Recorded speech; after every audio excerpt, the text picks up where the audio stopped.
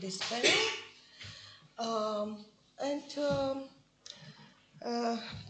I'm happy because the field of exploring alternative histories is one of my recent passions. When I started to prepare this presentation, I discovered that I have real passion for it.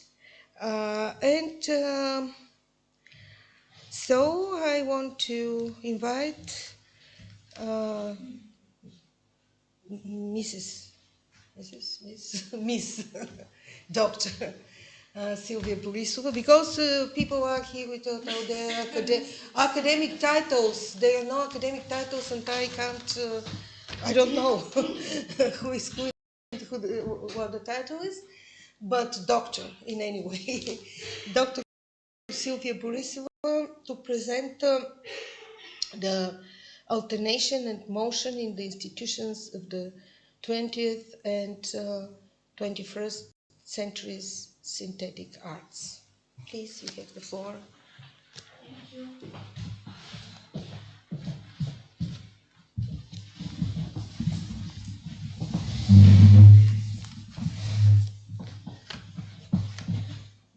Hello, dear colleagues. Let me first introduce myself. I'm an associate professor at the Institute of Philosophy and Sociology at the Bulgarian Academy of Sciences. And since my report is more oriented in the direction of philosophical aesthetics, I will start with some of my theses before continuing with some examples from the 20th and 21st century synthetic arts. Let me draw your attention to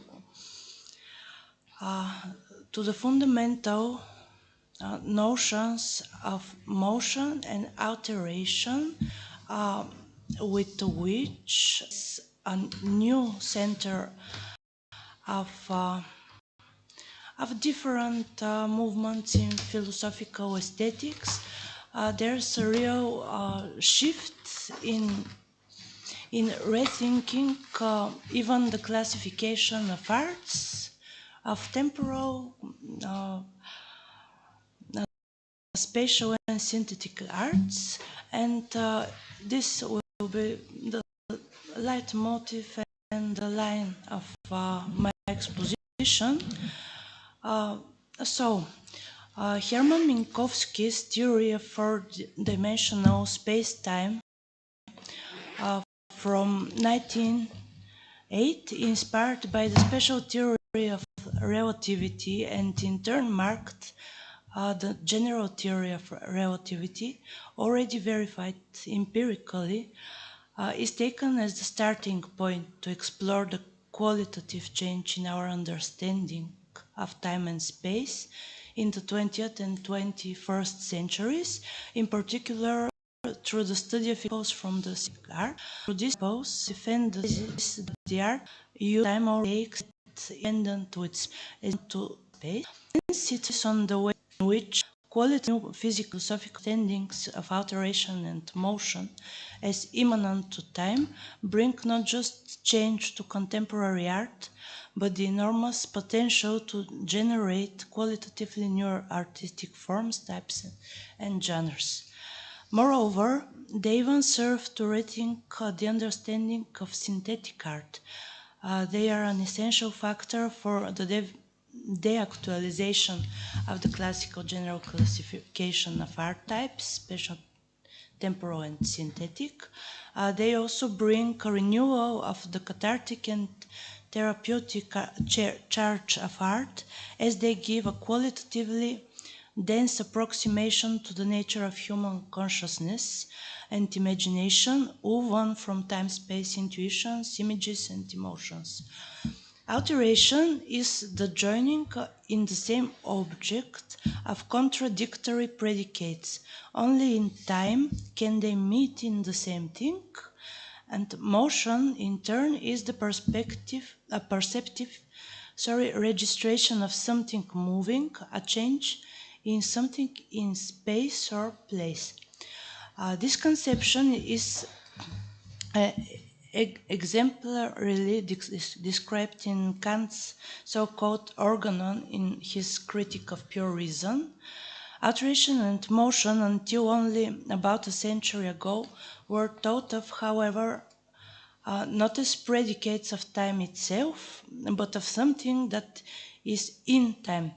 The anachronism and impossibility of this statement today is conceptually integrated in the synthetic words of art in theater, dance, cinema, performance, happening, but it also entails a need to rethink the classification of music and fiction, poetry and prose as purely temporal arts, and indicates the space within them.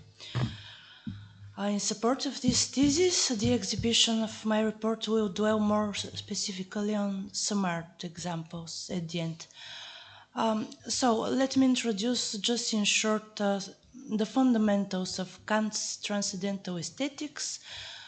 This is a passage maybe of about 30 pages in his Critique of Pure Reason, where he postulates space and time as the basic and only elements as a priori conditions of sensibility.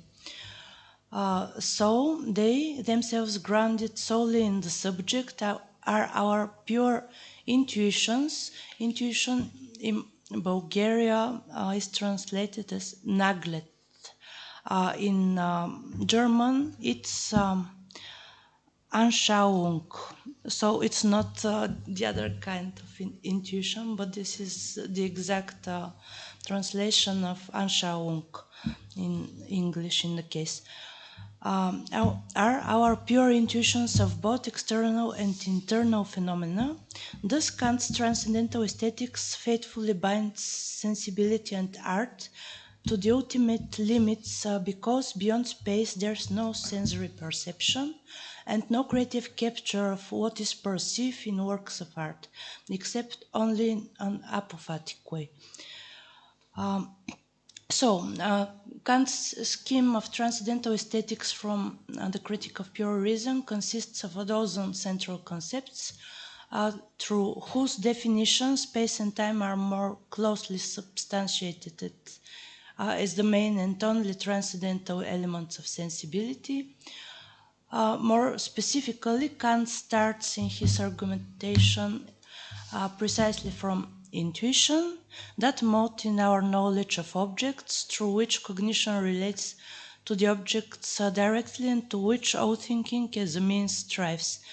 We have an intuition when the object is given to us and affects, reaches the spirit in a certain way. Sensibility, on the other hand, is the faculty of receiving representations by the way in which we are affected by objects, the ability for the objects to be given to us, the form of the outer sense. All thinking ultimately rests on intuitions, either directly or indirectly on sensibility, because only in this way can an object be given to us. Only in this way can we know it. After that, pure representations are such representations in which nothing belonging to sensation occurs. A pure, in the transcendental sense, intuition in this case is that intuition rooted in the first of extent form, i.e. space and time. From here, transcendence is derived by science of all the principles of sensibility and follows the formulation of pure space and time. Form and matter are respectively the pure and empirical intuition, constructs of our subjective perception, then space and time as the necessary conditions of every outer and inner experience are only the subjective conditions of our every intuition. The concept of alteration and the concept of motion as the change of a place are possible only through and within the concept of time. Time is the pure form of sensory intuition. Alteration,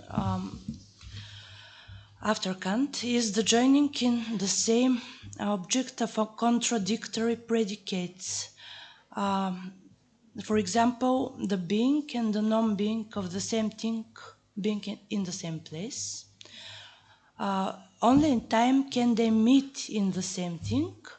So there's a deep relation between form-time alteration or change of place and motion, change in space. However, time and place are for Kant the only elements of transcendental aesthetics because all other concepts belonging to sensibility, including motion, which unites the two, presuppose something empirical. Motion presupposes the perception of something moving, an alteration of something in space, nor is the alteration that of time itself, but of something that is in time. Thus defined transcendental aesthetics, in Kant's words, should serve as an organon. However, after various discoveries in mathematics, in physics, like the non-Euclidean geometry by Lobachevsky, like this union of space and time by Minkowski, the 20th and 21st centuries became a field of qualitatively new relations of time, space, motion, and alteration in both aesthetic theories about sensibility, movement, and the body, and arts, respectively providing a basis for qualitatively new uses of time, space in various temporal and synthetic arts. Moreover, it is already evident with the types and modes of sensibility newly identified in neuroscience and biology. It's proof that we already have more than 37 senses. The concept of time naturally has physical, anthropological, and biochemical foundation for them. And secondly, the concepts of change and motion have cross-logical volumes from the point of human subjectivity, because motion is not always registered in change.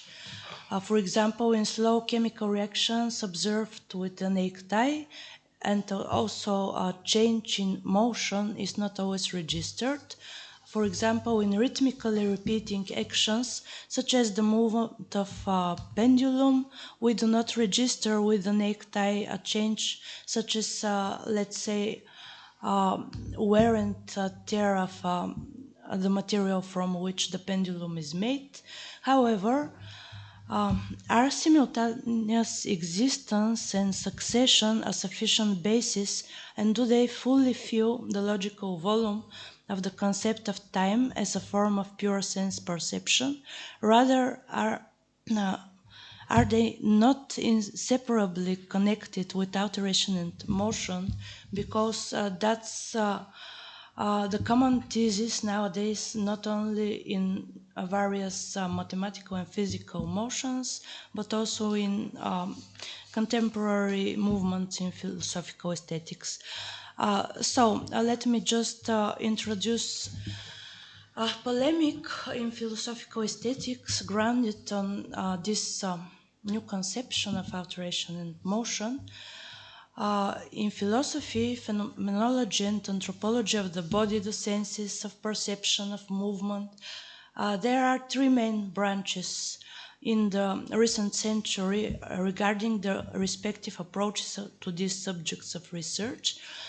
First, the phenomenological approach of taking kinesthesia, the natural combination of motion and one or more senses, as a key to research various aesthetic and art phenomena.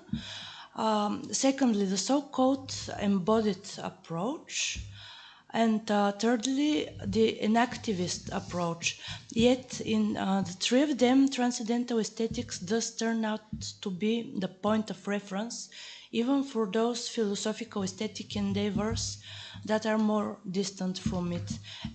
Even recently, I made a research about the role of Kant's transcendental aesthetics in the perspective of sensory studies, an interdisciplinary branch in the last 15 years. At the same time, parallel to the discoveries in the natural sciences that lead to a new understanding of time, space, and sensory perception, we already have, for example, the theory of Melchior Balagi and his thesis in his natural philosophical lectures on the basic problems of consciousness and life, that perception has a kinetic basis, being preceded by virtual movements taking place in the imagination. They represent a primary life process in the higher animals, and this of fantasy that guarantees the relation of the present to past experience and to a horizon of expectation. The problem of movement as the basis of sensory perception was also taken up by Michel Henry, in whose philosophy and phenomenology of the body ideas of Descartes, Kant, Kierkegaard, Mendelbiran, Husserl, Bergson, Scheler, Heidegger, Sartre echo transcendentally becomes intensity. For us now to say that the deepest intentionality of ego life is movement is to say that the word given to us from the beginning is precisely this word of the body, a word whose being in its origin is no more than the transcendent end of motion. At the same time, Henri also dynamizes Husserl's very principle, I can, in a fundamental mobility of the subject being able to move. It's pouvoir se mouvoir, which is by no means purely empirical, but is an immanent force of life and of transcendental affectivity. The body is the subjective unity of movement, and only then it's the unity of the senses. After that, another philosopher who follows Husserl, Maxine Sheets Johnson, goes even further. Just 2 years ago, in her study, The Ineluctable Modality of Movement, its everyday aesthetic presence, because in her opinion, present-day fixations and on embodied minds and inactive assessments of life fail to recognize alive moving bodies, precisely as James Joyce implicitly shows in his experience-anchored descriptions of the ineluctable modality of the visual and of the audible. Joyce's experience-anchored descriptions accord with Husserl's renditions of the kinesthesis and their integral relationship to perception and to development of agency. They furthermore accord with John Dewey's writing on aesthetics that describe the immediacy of motion into sense and sense into motion in both non-human animal life and aesthetic experience. William James' connection of the stream of thinking with the stream of breathing is in further accord. Such accords show that animate forms of life are essentially mindful bodies sensuously and effectively attuned to their surrounding world.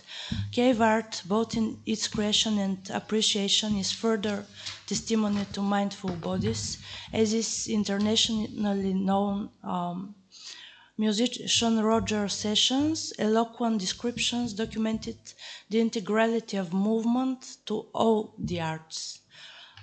including the spatial ones. All such accords testify to the central and essential presence of the sense modality of movement, kinesthesia, and its bodily engaged dynamics in animate life and in art. So I will conclude with some examples of the different use of alteration and motion in contemporary art. Contemporary, let's say, from the avant-garde to now, because you know that there are lines that continue now in the conceptions of different genres and types of arts. For example, in theater, in Beckett's Play and Waiting for Godot, we don't have any more time as a linear process. We have time as a rhythmicizing space, as something that is in cycles and spirals and so on. We have also this genre of ambient music. You know that music is conceived as something that is in space. Even composers like Jan Tiersen use different railway stations, different places where they deliver their concerts. For example, he had one secret concert at an island near France where the noise of the ocean waves was integral to his music. For example, in dance, the choreographer Rudolf von Laban's notation of the organic human movements, this is in 1928, made shift in joining body dynamics with space, dancing with space. It's the so-called label notation, because before that we had only normative notations in dance, like in ballet. But this is the first time that someone has systematized and classified the organic movements of our bodies. And that's a referring point for contemporary art after that. In cinema, maybe you all know Arrival, with director Denis Villeneuve, based on Ted Chiang's Story of Your Life. The expression and manipulation of time in cinema is a long-standing fact. Here, however, the leitmotif is the assumption of a spatial language, assimilating time in itself. It's very interesting. In video art, performance, installations, maybe you all know Bill Viola with his installation Martyrs, 5 Angels for the Millennium. You can check them if you're interested. The role of movement as grounding emotion and empathy. It was already proved by a team from a neuroscientist and an art historian. They are Galese and Friedberg, that motion, emotion, and empathy in aesthetics experience are intrinsically interrelated. For example, in music, I follow, maybe in the last 1-2 decades, a project that is called the Rhythm Center for Interdisciplinary Studies, in rhythm, time, and motion. This is a multi-year collaboration of the Dutch philosopher Simeon Hovding, the Danish string quartet, and a group of scientists from the University of Oslo in researching the connections between musical performance, consciousness, and shared space. And for me, it is precisely in this concepts of alteration and motion as the core of today's aesthetic and art conceptual endeavors. That is very fruitful to work with and to watch it processing during the years. So in short, that's from me. Thank you very much for your attention. Thank you very much, Professor Borisova. It's a big pleasure to hear this, and it's a very good start of our panel. Thank you. Yeah, very good base of discussion. Now I'm a little bit confused because I have to, according to the program that I haven't made, I didn't participate in this, writing this program. And now it's my turn to read my presentation. It's a little bit weird. And I just was sorry because I had thrown out a rival from my presentation, from my paper, because there was too much material. I mean, this Denis Villeneuve's film. If I knew that you talk about this, I would let it in my text. The title of my paper is The Use of Cinema to Explore Alternative Histories, and I have a subtitle, Navigating Parallel Realities. Cinema, a captivating medium for storytelling, has long been a playground for filmmakers to delve into diverse narratives, characters, and worlds. Among the genres that have particularly intrigued and fascinated filmmakers is alternative history. This genre, which diverges from our known past, presents a world where past events unfold differently, leading to altered timelines and unforeseen consequences. In this paper, we embark on a journey into the enchanting world of alternate histories portrayed on the silver screen. From dystopian futures to reimagined pasts, we delve into narrative techniques, ethical implications, and impact of these films. Through the lens of notable works, we aim to unveil how cinema reshapes our understanding of history, identity, and the infinity possibilities hidden within key moments of the past. First, we have to define what actually alternative history means. The term is used as alternate history and alternative history. And alternate history, this is the American term, and alternative history is the British term.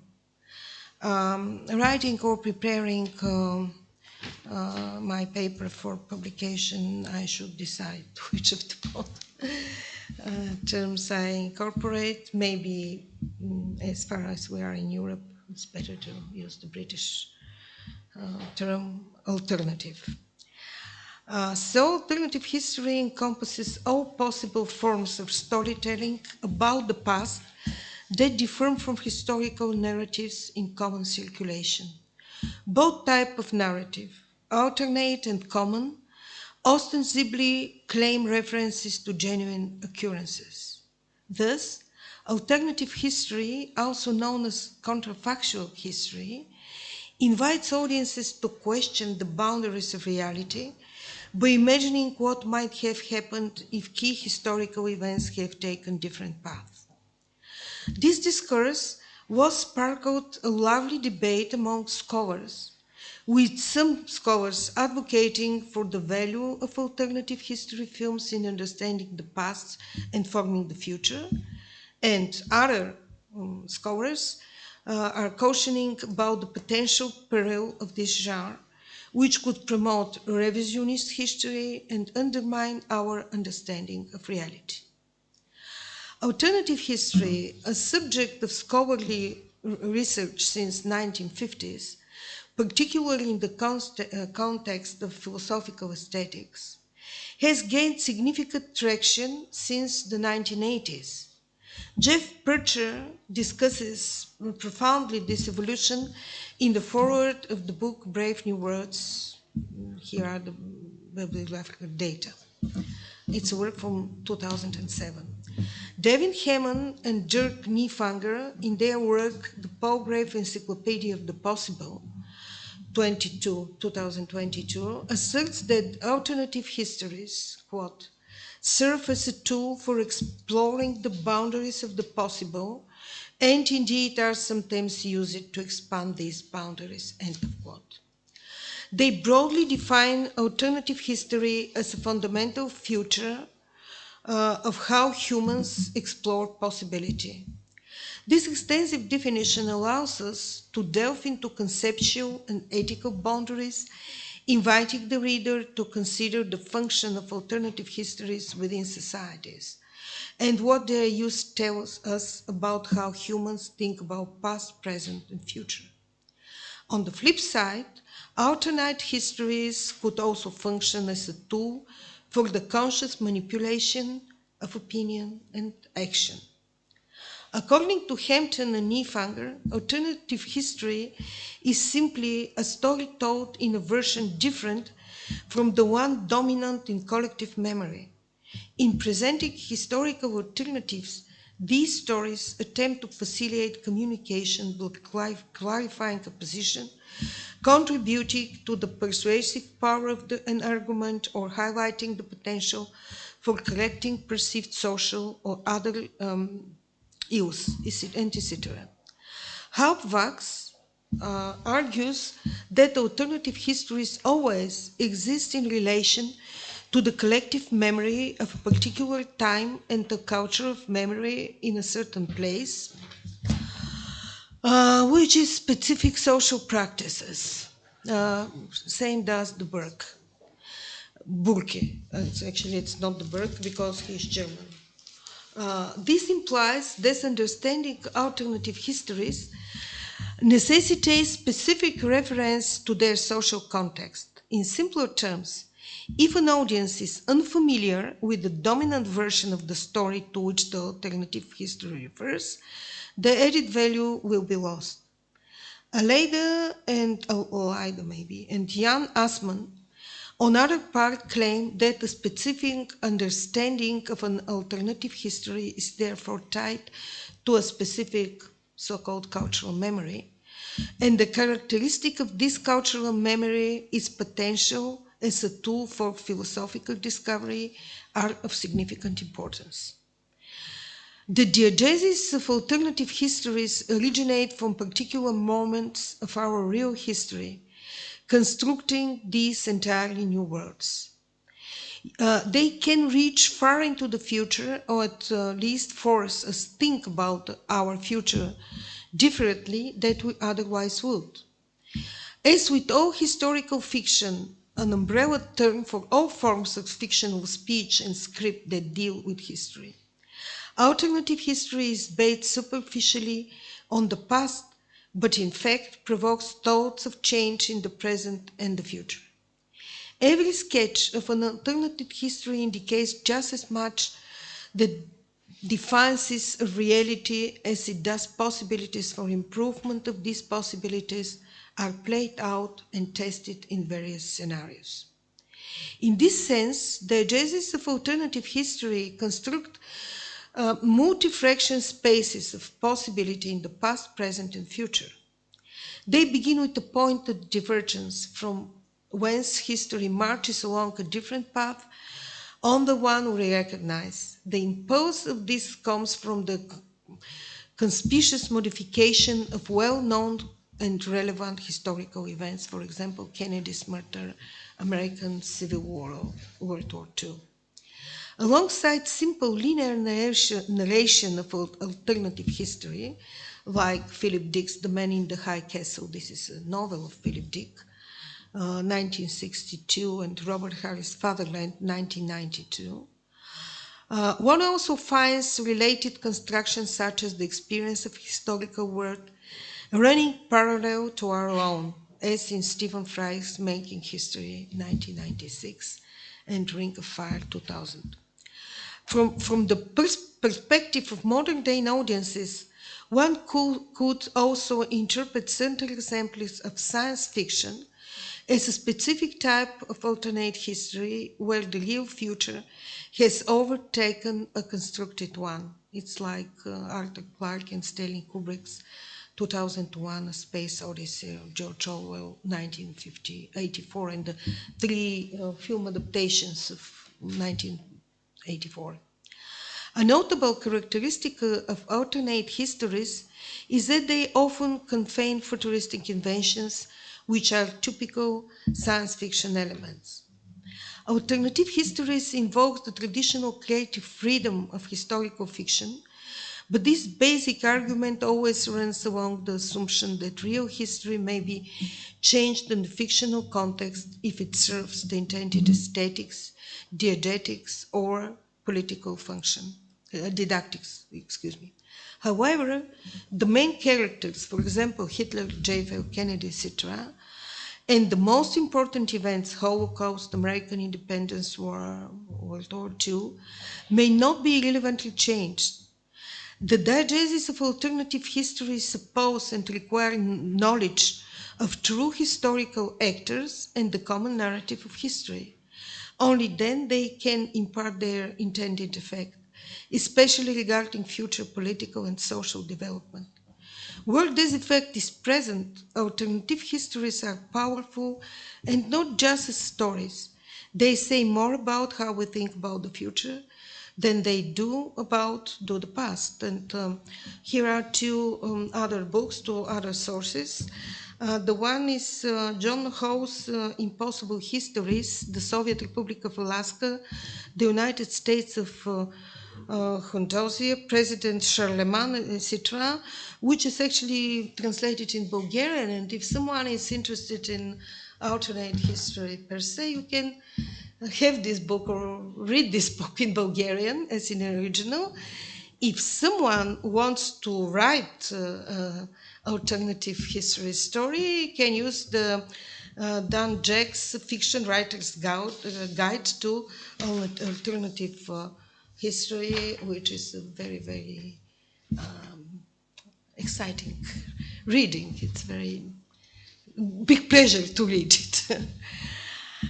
But we have to answer a very important question: why filmmakers gravitate towards this genre in cinema? A burgeoning body of literature delves into the use of cinema as a lens to explore alternative histories. Alternative history in films often involves spectacular scenarios, such as a different outcome of a war, or notable figure making a different decision.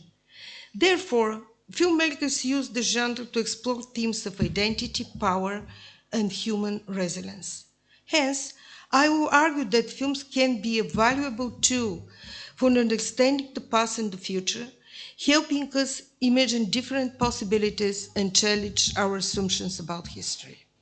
Writers and filmmakers can introduce the concept of parallel universes to create alternative versions of characters and scenarios, allowing for endless possibilities and plot twists. Alternative history is a captivating cinematic genre that often intersects with other genres. Very often I can't give a real, give an example for a pure how alternative history work. And they interfere with other genres, creating unique and thought-provoking narratives. Let us explore some of these intersections. First, it is science fiction, sci-fi. Alternative history and sci-fi often go hand in hand. Sci-fi allows filmmakers to explore futuristic scenarios while incorporating altered historical events. Whether it is time travel, parallel universes, or advanced technology, sci-fi provides a rich canvas of alternative history tales. For instance, the Russian mockumentary First on the Moon, this is a film from 2005, directed by Alexei Fedorchenko, reconstructs, because it doesn't reconstruct, it's a mockumentary, claims to reconstruct a secret Russian mission to the moon in the 1930s using archival footage, original footage from the Stalin era. What if the Russians have beaten the Americans to be on the moon? The moon landing had happened earlier than we thought. Similarly, Timo Vorontsov's parody Iron Sky, this is a movie, a co-production between 8 countries, including Australia, from 2012, where the Nazis land on the moon as early as 1945 and set up a secret base on its dark side of the moon, where they hide out and plan to return to power on Earth in 2018. This production is full of satire, especially when it directly pokes fun at all of Nazi Germany's ideology and mocks their ways, from wanting to create the perfect Aryan race right down to highlighting the absurdities of their beliefs. Moreover, this is a film that is as much about the United States of America as it is about the Nazis taking the satirical look at the West in its traditional enemies, very much reflecting the actual political situation, 10 years ago, 2012. It didn't change a lot. While comical, it's also fairly serious in its subtle irony and themes that resonate in today's world. Timo Vorontsov's satiristic film seems to be a good German response to the American sci-fi horror Apollo 18 from 2011, which is 1 year before this Iron Sky, directed by Gonzalo Lopez Gallego, made with the premise that found footage from NASA abandoned Apollo 18 mission reveals why the US never returned to the moon. In fact, it's a scripted film and it was just shot to look real. The only real aspect is that some archival footage from NASA on previous Apollo missions is used in a few sequences. This is one of the sci-fi horror films infused with alternate history elements that create eerie atmospheres, while these chilling tales blur the lines between past and present. Fantasy films and alternative history also share a love for imagination as a common ground. Combining magical elements with historical divergence creates intriguing worlds. Good examples are the Jean-Marie Poiret's fantasy comedy, The Visitors, Les Visiteurs, maybe. 1993, Дошли от миналото на български, yes, which was the top-grossing comedy in French history, and its French-American remake, Just Visiting, this is made again by Jean-Marie Poiret in 2001. In the first case, an unskilled sorcerer accidentally transports the Count from Montreuil, Godefroy de Popincourt, and his squire to our contemporary times. The Count enlists his descendants' aid to find a way to return home while trying to cope with the cultural and technological changes distinguishes his time from ours. In the remake, Thibault, or Thibault maybe in the medieval times, so I don't know how is the medieval French, Thibault. A French count again goes to Sussex to marry the beautiful Rosalind. She is cute, and the wizard helps starting a delightful sail across centuries and cultures. Alternate history can be hilariously entertaining in films that playfully twist historical events, personalities, and cultural norms. The war films, their part, set in alternate historical context, offer fresh conflict perspectives. These movies delve into the impact of altered battles, strategies, and wartime decisions.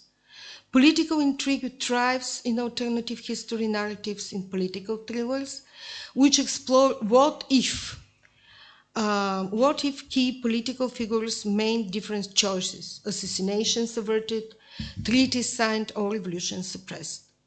Grim features resulting from altered pasts are depicted as dystopian alternative histories in dystopian films that quest our assumption about progress and civilization. Alternative history is a resourceful genre, and its intersections with other genres allow filmmakers to explore limitless possibilities. One of the most famous examples of global alternative history is the TV series The Man in the High Castle, made by Amazon and streamed by Amazon Prime between 2015 and 2019. They still stream it, and Netflix streams it, which tells the story of the United States being defeated by the German National Socialist and the Japanese fascist. It's an astonishing depiction of an alternative history as imagined by the author Philip K. Dick in his best-selling eponymous novel from 1962. Amazon Prime streamed this TV adaptation for 4 seasons, 4 years, and 40 episodes. The Man in the High Castle is unlike anything else on TV. It immerses us in a chilling alternative history where tension, moral dilemmas, and unexpected twists keep us questioning our own reality.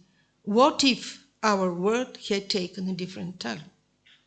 The story turning point was the 1947 victory of the Axis, it's completely invented, Axis powers in the Second World War, which divided the world between them. A few isolated, impoverished, more or less independent zones exist, including the USA. The series points to a parallel world documented in films. These films fall into the hands of the political resistance and depicts a world dissimilar to our own. The use of an atomic bomb is shown, and the Allies have won the war. The dramatic focus is these films projected in another film.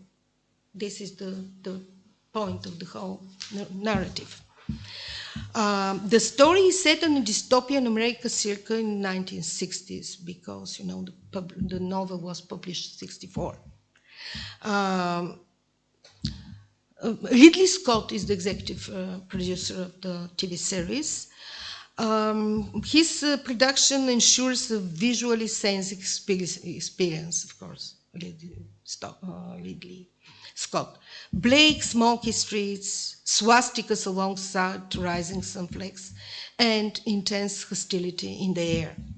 The show features a range of characters: Japanese officials, Nazi officials, resistance fighters, double agents, and ordinary citizens caught in the crossfire, each navigating their cultural woes and identity struggles. Characters intersect unexpectedly while grappling with their national identity, reality, and survival.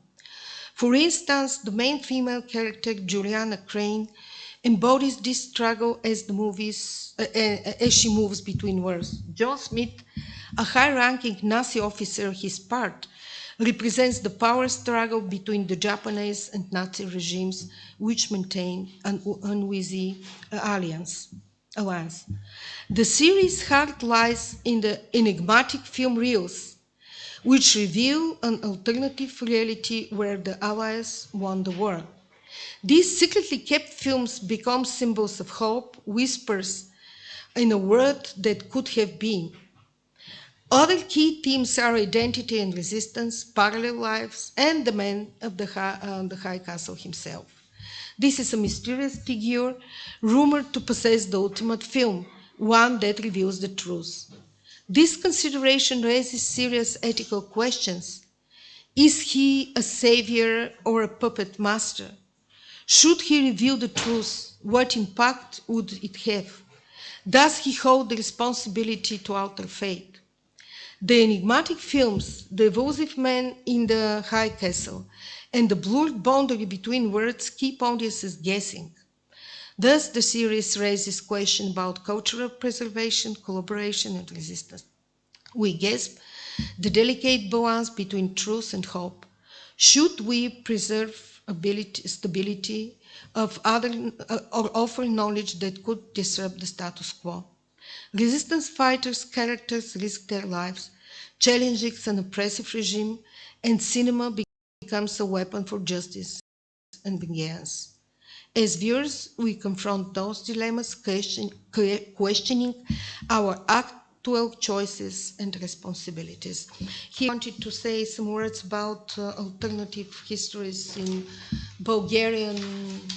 recent Bulgarian culture and Bulgarian cinema, but I don't want to take more time for presentation. If you want to hear this, you can ask me in the discussion.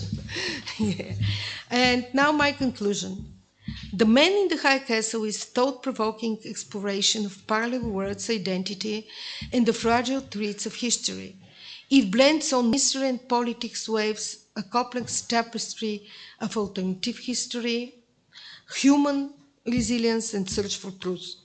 These standout episodes remain us that hope persists even in the darkest timelines, a beacon light in the shadows of dictatorships. The series invites us to question the past, explore the power of storytelling. This is very important. The film is reels, these stories told with moving images. The power of storytelling and consider the infinite possibilities of parallel worlds. It also reminds us that history is not fixed. It is a canvas waiting for both strokes of imagination, and that rewriting history is never straightforward. It involves sacrifices, moral choices, and unforeseen consequences. In the captivating sphere of alternative history cinema, we find ourselves immersed in narratives that challenge our assumptions, awaken our imaginations, and provoke profound questions. Whether thought, quiet resistance, detective work, or time travel, these works explore the complexities of ethics in alternate existence. They mirror first and foremost our own reality, urging us to reflect on our world's complexities. As we revisited these narratives, we recognize that cinema shapes our understanding of identity, ethics, and resilience. These films linger in the echoes of alternative lives, inviting us to explore further the real world we live in and belong to. Thank you for your attention. Just 1 minute to catch my breath before I invite Dr. Mihaela Mojžíšová, which is a senior fellow at the Art Research Center of the Slovak Academy of Science, Institute of Theatre and Film Research, who will guide us through the contemporary directorial approaches to historical storylines in the operas of Gioacchino Rossini. And then please tell us, my colleague, she's before me in program, but no problem. I can read. Excuse me, but we both talk about opera? Yes. I just was overwhelmed with my own presentation. Okay. No problem. Clara, I apologize. It was not intentional. Good morning, dear ladies and gentlemen. So, in my contribution, I will discuss contemporary productions of historical operas by the Italian composer Gioacchino Rossini. Unlike the brilliant comic operas, the most popular of which is Il Barbiere di Siviglia, Rossini's tragic operas are relatively rarely performed. Not only because they are vocally difficult, but also because several of them were inspired by historical events and characters that are now forgotten or uninteresting. In 1980, a monothematic Rossini Opera Festival was founded in Pesaro, Rossini's hometown. The festival closely links musicological research with music theatre praxis. The Rossinian Renaissance had already begun in 1949 with the performance of Le Siège de Corinne. It was in Florence, but it was the Rossini Opera Festival that brought systematicity and scientificity to this trend. Thanks to the musicians and theorists associated in the Fondazione Rossini, several lost courses have been found again, and critical editions of the works were published. The festival has staged all 42 of Rossini's operas, the last of which was the drama Edoardo e Cristina. It was in 2023. The musical principles of the early romantic bel canto style are strictly guarded in Pesaro, but the theatrical component also employs modern directorial interpretations. The most common approaches are visual or physical stylization or comic detachment, hyperbole and persiflage. Another line is reflection on current social issues. I will try to briefly, but as plastically as possible, present all the mentioned approaches on the example of concrete productions. In staging the opera seria Edoardo e Cristina, set in the distant past in Sweden, Italian director Stefano Poda used a principle that is quite often in staging historical stories, the metaphor of the museum.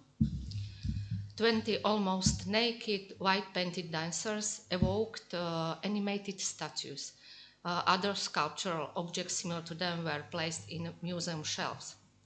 However, the hypertrophied artistry of the visual and choreographic components proved to be a problem. The production, so photogenic as you can see, was in fact exhausting, and its idea became unreadable. In Ciro in Babylonia, an opera based on the Old Testament story of the siege of Babylon by the Persians, Italian director Davide Livermore attempted to juxtapose the staging pathos of Rossini's time with the pathos of the silent film poetess. During the overture, 1920 movie theater with useless and distracted, comically inept projectionists appeared on stage. Throughout the production, the set design was rounded out by projection with technical defects typical for the black and white films, cracks, lines, broken film strips, and plot commentaries. The problem of this production was the grotesquely stylized acting, whose poetic quickly became worn out and whose comic effects were in sharp contrast to Rossini's music. I will talk about British director Graham Wick in a moment in relation to his controversial conceptions of Mosè in Egitto and Guillaume Tell, but before that I will introduce him with a less radical production, the opera Semiramide. In it, the director did not take the path of external updating, but of a psychological or even psychotherapeutic approach. In the production, he dealt with the trauma of Arsace, the son of King Nino. His father was murdered years ago by Arsace's mother Semiramide and her lover Assur. As the Arsace gradually recalled the tragic events of his early childhood, gigantic childlike drawing depicting the murder appeared on the panels, and when a child in psychotherapy draws himself out of his trauma. The director's ambition was to name the archetypal layers of human stories. There is a bit of both Oedipus and Hamlet in character of Arsace. At the same time, Wick offered one possible way of dealing with gender ambiguity of Rossini's operas, where the male characters, in this case Arsace, are played by mezzo-sopranos. Wick dressed the female performer of Arzace in an elegant men's costume, but left her long hair down and put her in high-heeled shoes. It didn't matter whether Arzace was a man or a woman.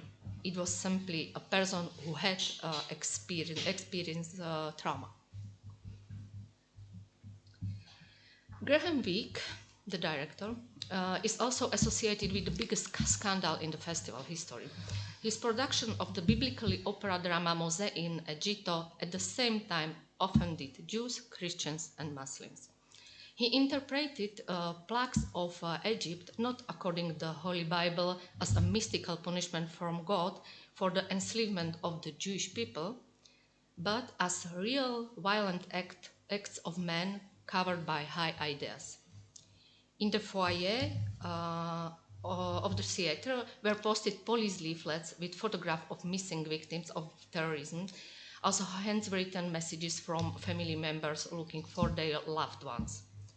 Moses was wearing a costume clearly referencing Osama bin Laden. His prayers were recorded by his brother Aaron on an amateur video camera and then posted as agitation speeches on the internet. Also, the terrorists here were Jews. The Egyptians owed them nothing. At the end of the performance, a young Israeli soldier stepped out of the tank and amiably handed a chocolate to the Egyptian boy, but he was already waiting for him with a belted bomb. The director's message was clear: there is no possible path to peace under the barrels of tanks. Wick's production of Rossini's historical drama Guillaume Tell, based on Schiller's drama, was slightly less provocative than Mosè in Egitto, but again controversial, leftist to the point of communism. In Wick's production, the simple life of the Swiss Highlanders was disrupted by debauched aristocrats and officers who came to the village to shoot a propaganda film. The beautiful countryside became a backdrop in the form of a panoramic photomural, and the proud Swiss were violently pushed into the roles of extras or service personnel. Their hate for the occupiers escalated after the hanging of the old man Melchol, who stood up for the father of the girl raped by the soldiers. The final triumphant apotheosis was played out in the style of Soviet patriotic films. The stage was flooded with a chorus of sickles and revolutionary flags, and the main female character, the noblewoman Mathilde, exchanged the dress of a Hollywood star for the dress of proletariat. A great staircase, you can see it, in the shape of the point of a red star slid out from the roof, and the William Tell's little son walked up it to meet a better tomorrow. Eco-criticism is a marked trend in contemporary theatre, not excluding opera. In the context of the Pesaro Festival, it is represented by the production of Le Siège de Corinth of the creators of La Fura dels Bous.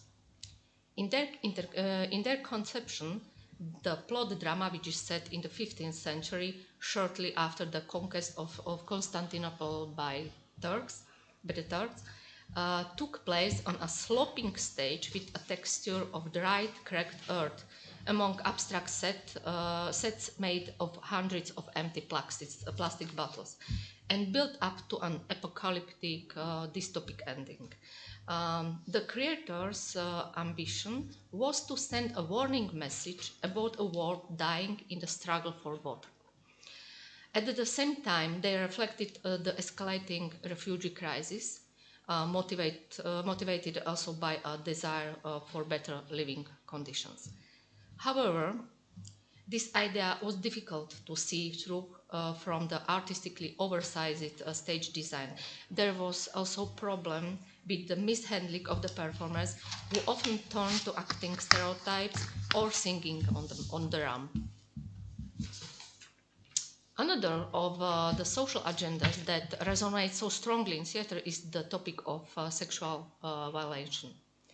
In Pesaro, Italian director Rosetta Cucchi has implanted it in her interpretation of one of Rossini's most performed tragic operas, Othello. Violence against women ran like a red thread through the whole performance. One of the victims was Emilia, bullied by Iago. It was fear of this man that stopped her from revealing his intrigues to Desdemona. Instead, she lied to her and calmed her down. Desdemona was a double victim. First of her own father, who from her childhood considered her to be an incompetent being, and then of Othello, a man full of complexes, who took out his frustration with his low birth and little social acceptance on Desdemona, the one person who loved him. The most demonstrative Me Too mise-en-scène took place during the bridesmaids' course. A woman with a black stance on their white petticoats assembled on the proscenium, twisted in painful poses, and finally showed the audience their palms with the word "no" written on them. The historical opera Adelaide di Borgogna is set around around in the 950. So, after the death of King Lothar, a struggle for his throne is underway. At the heart of the story is the relationship between the royal widow Adelaide and the emperor Ottone, which turns from a mutually rational interest into a love affair. French director Arnaud Bernot's production used another frequency staging principle, theatre within theatre. However, it did not become a cliche seen hundreds of times, but a very witty use of the spiritus movements, which did not harm the work in any way and directed it toward an original point. Bernard conceived the production as a rehearsal process of a festival performance, complicated by prima donna manierism, sloppy approach of the performers, but above all by problematic international relationships. The main conflict for the concept was the infidelity committed by the tenor toward his partner, the soprano who played Adelaide. This plot, after many humorous and dynamic situations, resulted in the soprano's amorous rapprochement with the mezzo-soprano who played the male character, Ottone. In addition to updating the plot through themes from the liberal agenda, Adelaide di Borgogna productions can also be presented as an example of the masterful use of comic detachment and persiflage. So, to conclude my contribution, I think it's important to note that Rossini's operas reflect historical events and personalities only loosely and distortedly, and their most problematic component is often the schematic libretto. In principle, then, there is no reason to argue against directorial approaches that read the stories through the contemporary eyes, whether they use the means of stylization and persiflage to do so, or whether they are able to reflect the themes of a modern society through them. As I have tried to demonstrate, the problem arises only when ambitious ideas are not theatrically well realized. So a mismatch between the desirable and the possible is one of the greatest pitfalls of modern opera production, and this by no means applies only on Gioacchino Rossini's historical operas. Thank you for your attention. Thank you very much for your extremely interesting presentation, and we stay on the ground of opera, and I'm inviting Clara Madunichka, which is a PhD student at the Research Center of Slovak Academy of Science, Institute of Theatre and Film Research. to present her the legend of the great Moravian king Sviatopul, Slovak opera. Yeah. Thank you very much, and thank you for having me here, because I'm really pleased to be here. This is my first presentation in Sofia. Good luck. Thank you very much. So I'm happy to be among you. As Mrs. Mojžišová said about the modern directorial approaches to opera in the world, I would like to say something about the approaches of directors here in my country, in Slovakia, to opera. The topic of my paper, or my today's paper, focuses on the topic of Great Moravia and the form of the Svētopluk's legend in Slovak theatre. For the purpose of this presentation, we will speak about the opera theatre and musical theatre. Been a long subject research, but the published paper will also include the context from drama theatre, which will bring a very interesting perspective to this topic. So, theatre as a medium can convey and recreate an atmosphere or a fictional image of the future or the past. It cannot authentically transfer them to the, but on the basis of the certain referential elements, it can evoke them, raise the questions, reconsider facts, or interpret specific events from the history. Or, as opposite, suggest a possible outcome of a current situation in future. Both shifts on this timeline to the past or the future carry with them certain staging specificities and phenomena. One that is marked in theatre in general is that pieces that offer some view for the hypothetical future tend to be full of pessimism and disillusions. On the opposite, productions about the past times used to be full of reminiscent optimism and pathos, trying to justify or convey historical events through a positive view of the past. This phenomenon is even more significant when it comes to national history. However, this tendency has also been changing in recent decades, and artists have moved away from depicting, or even better, searching for a possible form of history to trying to interpret it, to polemically contradict textbook knowledge. And most often, they try to show today's audience that although people change, come and go, the history is always repeating itself. When artists return to national history, they choose especially the turning points that influence the future direction of the nation. In Slovakia, such events undoubtedly include the two world wars, the era of socialism or the Velvet Revolution, and the massive change of social situation after 1989.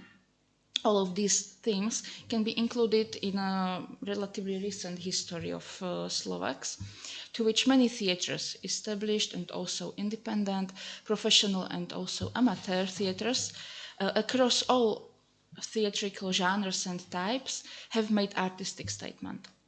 However, if Slovak theatre wants to express itself to ancient past, it most often reaches for a history, legends and myths from the period of the first great monarchy of the Slovaks, from period of Great Moravia. This topic is not new in Slovak drama at all. The first in theatre performed Slovak play about Great Moravia is drama Svētopluk the King by Ivan Stodola. In the history of the Slovaks, the reign of the Mojmír family is associated with the first writing, the advent of the Christian religion, the establishment of their own written language, the first literary sources, and the development and decline one of the most important empires in then European continent. The legend of the three rods of Svētopluk and his message to the Slavs about the importance of unity is the main topic of Stodola's play and became also the pretext for original Slovak opera Svētopluk, composed by Eugen Suchoň in 1960.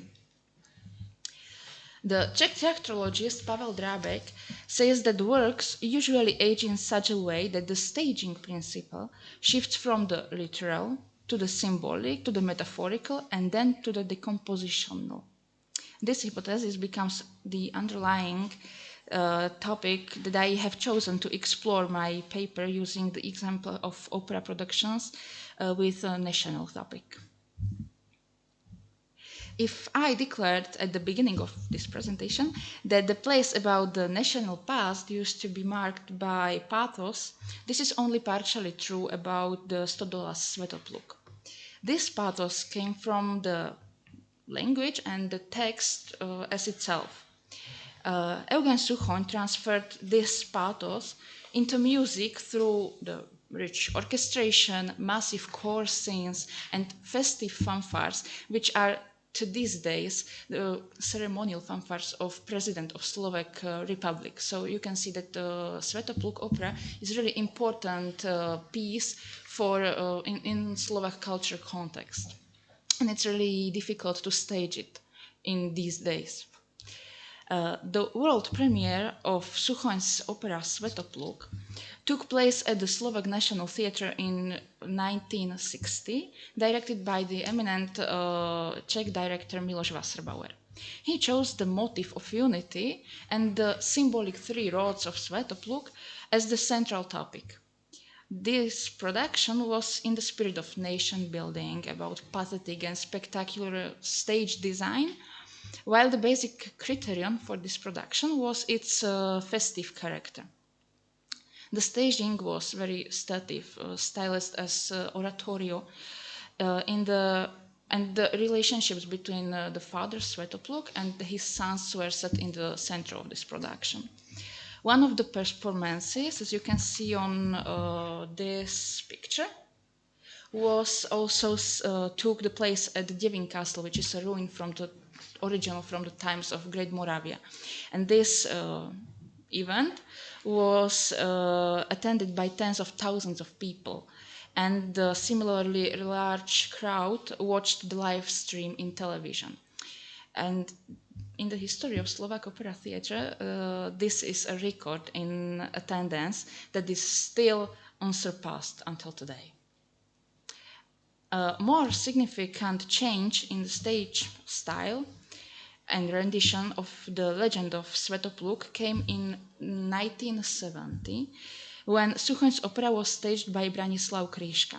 He is one of the first opera professional directors in Slovakia. So the premiere took place in the courtyard of the Bratislava Castle, as you can see here. It's due to the ongoing reconstruction of the historical building of Slovak National Theatre. And the entire directorial concept which conditioned and determined the shape and style of this production was also adapted to this environment. Kryška staged Svetopluk for the first time in 1970, and the production was inspired by the latest archaeological research that took place at the Devin Castle in the 60s. This production was really inspired by this archaeological research, and this production was directors tried to make a historically true and a historically correct interpretation and production. This is a great example how historical research can be transferred to visual art and to theatrical art. Kryška therefore called this production a synthesis between grand opera, which naturally carries a certain inherent pathos encoded it in, and the tragedy of time, of the empire, and man as itself.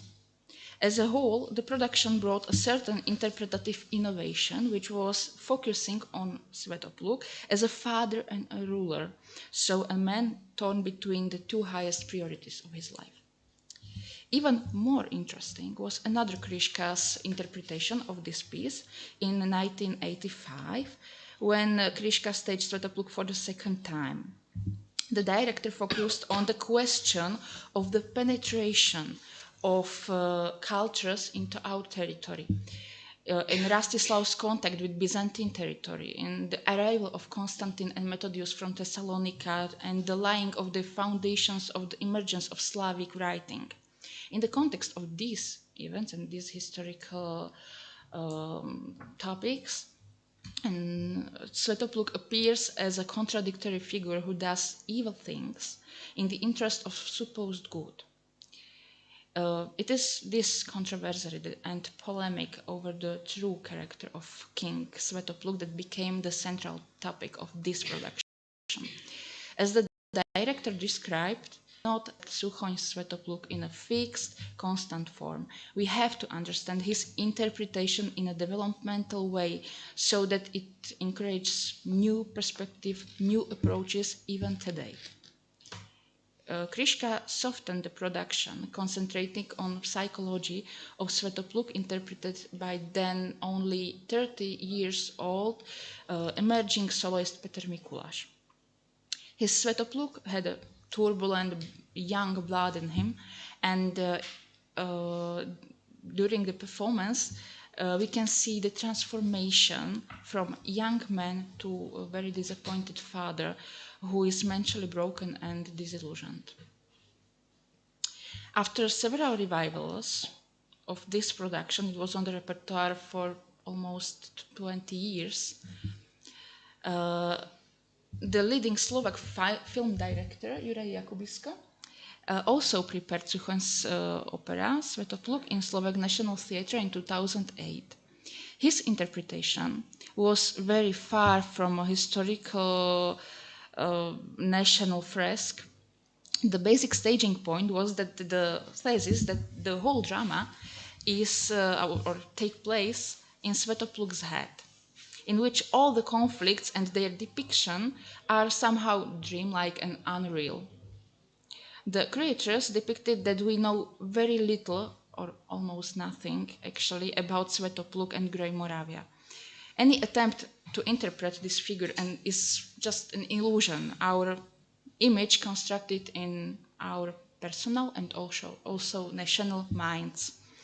The haze of smoke permanently hovering over the scene, Mojmir as a confused character who has only a minimal relationship to his father and notices the death of his dear Milena more than his father's death. The proud King Svetopluk who becomes a victim of his own fantasies and thoughts. You know, this production was not descriptive at all, but its kitschness and romantic pathos cannot be denied. This production was not very well received and accepted by critics, mostly Ms. Mojžišová. She was absolutely contra this production and sporadically appeared in the repertoire of the theatre.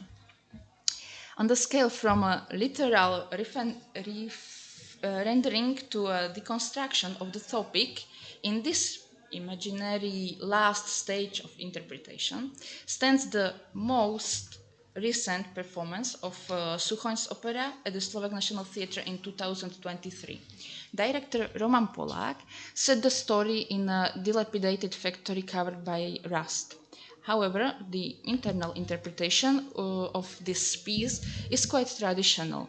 Svetopluk, played by the 70-year-old Peter Mikuláš, is a wizened but still proud old man who is eager to give the crown and the power to his sons with huge glory, but his son Svetopluk is very cheeky. Only Mojmir is seen by Polák as an ancient hero who is the symbol of goodness and hope for the Slovak nation, but the joy of this hope is spoiled for the audience by the knowledge of the history and the knowledge how Great Moravia turned out. Polák's production differs the most from the previous ones on the scenic component.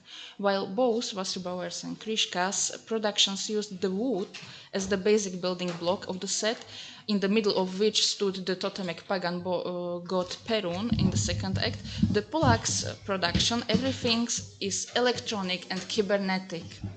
Perun exists only in cyberspace and is a fictional entity that controls a mass of people. Their ultimate value that goal of the whole society is a kind of unspecific virtual network, a satellite that controls people's destiny. Though Moimirs and his army defeat this satellite, they cannot erase its influence from the heart of people.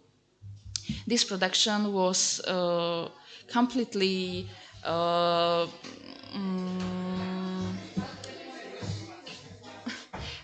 it was completely ruined the myth and historical topic, and Polak uses the historical topic to express his statement for our national future. He doesn't turn to our past, but to the future. So, for a short conclusion, from the mentioned productions of Sukhoi Svetopluk, the tendency of theatre creators to express themselves towards national history, to reconsider it, and to constantly communicate it to contemporary audience is really evident. Despite the efforts at innovation, however, the national pathos, which is more or less present in every production, comes to the fore to a large extent. Its degree, however, depends on the overall directorial interpretation of the production. As my writing paper will make clear, it is still more present in drama theatre than in musical theatre. However, Slovak theatre opera theatre has also been slowly but surely moving on an imaginary scale from literal representation through metaphor towards the deconstruction of myth over the course of more than 6 decades. In this way, it gradually follows a world trend, which was spoken by Michaela Mojžišová, that has found its application in theatre theory and practice for several decades. Thank you for your attention. Thank you very much. And now it's time for our last presentation of this panel, which will be given by Associate Professor. Professor now? Already? Yes. Congratulations. Thank you. We haven't communicated for a long time.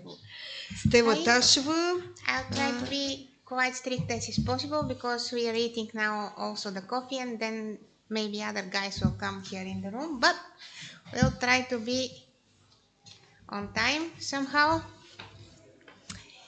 Here it is, our presentation.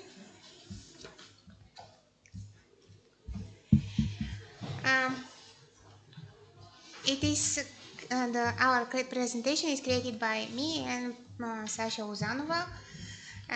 She's an art historian and I'm an architect, and we are also trying to trace exactly what is happening with the historical references and symbols but not in opera and not in cinema, but in architecture and in Sofia. So when you go out, you can see some of the examples that we show here. We are using only samples from the first half of the 20th century and buildings with public functions. Of course, they're very complex. There are a lot of conditions on this, but I'm not going to read all the premises here. You could trust me, we thought a lot about them. So, our goal is to trace some characteristic historical references in the appearance of the buildings, and we are also not checking on temples like churches or synagogues, etc., because they are very strictly related with the canon, and it is not relevant in our case. Here, historical reference. What is historical reference that we use in our title? This is a conscious use of existing architecture and decorative approach and images in relation to the function and the status of the building. Of course, this could be a part of a style, and it could be created because of the architect, the taste of the architect, or the taste of the one who wanted the building, the user, the owner, etc. And because he wanted to make clear difference in what we see in the architecture, we derived 4 components of the decoration that we are tracing in our examples. they are of course conditional, because when we see a building we see all the four, presenting or not presenting, but we can see them in various compositions, so we wanted to show them in this way.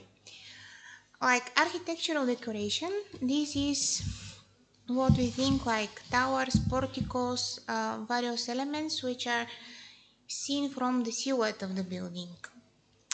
As order, we include here these elements which are neoclassical, classical, or Doric, or Ionic, and which is the most common decoration used in architecture.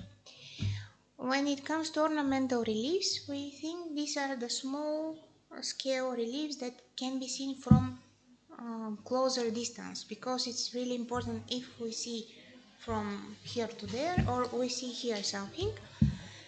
And there are also figures and scenes which are very unique for each of the buildings. And this is our fourth component. So I'm going now to the samples. We have 20 samples, but it's only 10 slides, and it's really, you see, in a table, so you can follow what is there, what is not there. You see in the middle picture of the building now, and also you see the four elements: architectural decoration, order motifs, ornamental reliefs, and figures and scenes in each of the buildings. Well, you also can see when the building was built, because it's important when we move in the timeline, and what we see, is it what we expect to see, or is it what we really see? These are different things. The first buildings are created from foreigner architects, because we didn't have Bulgarian architects, and of course they're following some European traditions, but also it was a new country, because the Bulgarian liberation from the Ottoman Empire was really close, so they didn't have a lot of money and didn't use a lot of decoration, but tried. They wanted and tried. So you see here maybe the first more decorated building, it's the military club. Then we go to the National Theatre, which is really very decorated, again from two foreigner bureaus. And there is one quite sweet building from the Builder Society with a great relief. It's good to say that in the previous two examples we didn't have any figures and scenes used on the buildings. This was the first buildings, they didn't have any extra decorations, but then some extra elements appeared, and in the National Theatre we see a lot of reliefs with Apollo, with the Muses, there are chariots on the domes, and in the Master Builder Society we see a long, very beautiful relief with the builders, and also a woman representing the capital Sofia with children. Here is the Sofia bathhouse. You may see it now as a historical museum. There is a lot of ceramic decoration and also Sofia in some of the niches. And there is one bank here. Now we go little by little in the 20s. Here we can see on the bank Mercurius, Hephaestus, Asclepius, eagles on the entrances, etc. Another bank. There is these very popular Atlants that are marking the entrances, and also a dome with a lot of figures. The dome is representing the cooperative union. These are workers carrying the globe. And then we go to our building, the Bulgarian Academy of Science buildings, which is 2 blocks away. And you can see here, we are focused on its version from the 20s. We can see here a portico, a triangle fronton, and also a statues of men and women, and between them a shield with a book. The Sofia University here, and then a bank afterwards. Again, you can see a lot of symbolic statues, and also statues of real persons, some portraits. Then we go in the central parts of the Sofia. We see an official insurance company and also the Prague Bank. On the first one we see again Bulgaria with 2 kids on the dome, and on the other we see reapers with ears. Then we see the Phoenix Insurance Company, and there is one school also decorated underneath. This is the First Sofia Boys High School. Then we go to which is now the Sofia Library. Again, men and women and shield between them. The woman is the architecture and the man is the builder. This is all which is represented on this facade. And then the courthouse, which is really very richly decorated, but there are some small figures on it, and these are educated men created by Kirill Shivarov. Bulgarian Bank, again by Kirill Shivarov. We can see again men and women, but this is not just men and women. This is Apollo and the goddess of fertility here, some goddess of fertility. And then the next developments of the Sofia University, again man, woman, and a book between them, shields. These are our two last examples. You see I'm really fast here. This is the War Ministry. It was again began to be built in the end of the 19th century, but it was finished in the 40s. There are some very little decorations here, but still there it is unique orders, some lions on the fields and masks. And we see the Sofia Opera House. I'm really ashamed, but I couldn't find who created the fronton relief. But it's really very richly decorated and interesting, and I'll find it. So, looking at all these elements, you can see that although it's very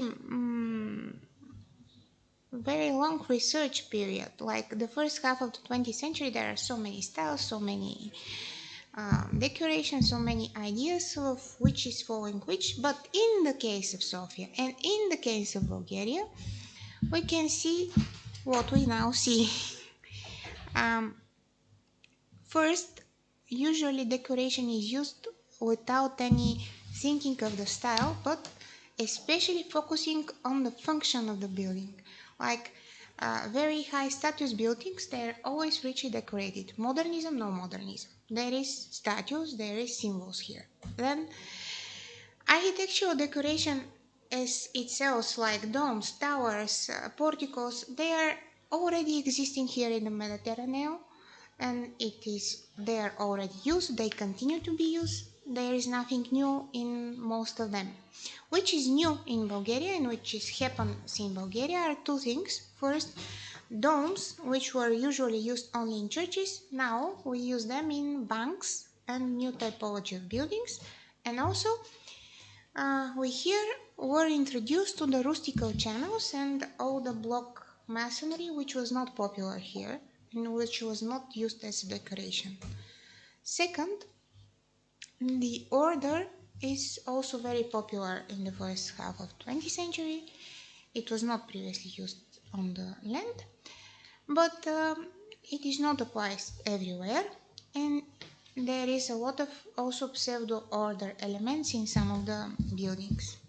The reliefs, of course, they decrease. Of course, it comes the modernism, so in the 30s, in the 40s, at least the decoration, the small decoration is removed in most of the buildings, and it is kind of logical. But figures and bigger figures and reliefs continue because of the status of the building, because of their symbolic views. And what we find, there are some kind of new symbol used in these figures. First of them are the use of men and women which are not god and goddesses, because traditionally they use gods as to put on the facades, but then in the 20s and in the 30s they began to use the figure of man and woman as a man and woman, like Homo sapiens, like working people, or not only working, maybe educated people or other people, but people, not some mythological figures. And also they were using a lot of books and symbols of education. And they are also using a lot of industrial elements, like showing the builders' tools of work and things like that on some of the buildings. And that's it. Thank you very much for the very interesting and as well very short, to say, in comparison to all of us. I have to say that we are out of time, very much out of time. We barely have time for discussion because the other panel will invade us and, I don't know, kill us or sell us in slavery somewhere. But I just invited, when I still thought we have time, one of the authors. This is our colleague Peter Denchev. He is Dr. Peter Denchev, actually. He is assistant professor here, but he's one of the authors of alternative history. He published a book about, we could say, recent past, but it's the whole story is constructed as alternative history. 2 years ago, 21st, or 3 years ago? 3 years ago. 3 years ago, I hesitated how I should. The book is called Превъртане. I have some variations of translation. The My translators just that should be translated overwinding. Overwinding? Overwinding. Oh, yes, I don't have this here. But if you have any questions about all of us, about our presentations, and of course about how to construct a narrative as alternative history, please ask very quickly and we have to answer in some sentences only. All the presentations were very interesting and full of different ideas. I have here 2 sheets with questions I want to ask the authors of these presentations, but the panel is with 5.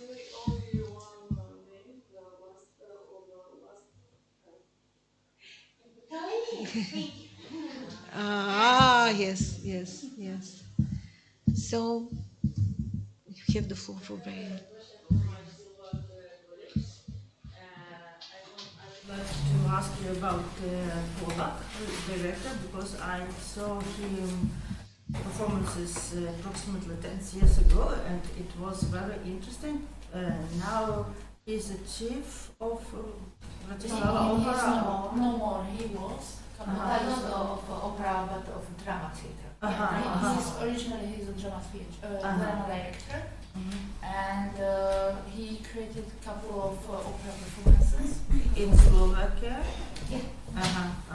And this is his latest, yes, performance? Yes, about this one. About this. It's very interesting. Thank you very much for this information. Yeah, it was really interesting and highly motivating to see all the cases when they created the operas in our contemporary way. It was really very interesting. Thank you Yes, so and much. I have it's not a question, but thanks for your report. I understand that the Pezara Festival has some sort of agenda, the global agenda of our human progress, and exploited this agenda in the artistic purposes. And it's, yes. Thank you very much. I would like to ask to get a very brief answer. Why he has and how he came to the idea to write alternative history to a period which is very, very close to us. There are most of the reading people here are contemporaries of this events and of everything, the atmosphere and everything that happens. This is one, and it's related with with another aspect, how he, it's a very, I know it's a very big question, how he constructed and configured all this story about this character who changes from one life to another life. It might be a big challenge for him, I think. A novel narrative like this is, how to say, not very easy because it works with motifs and alternatives, how we are perceiving the recent past, and then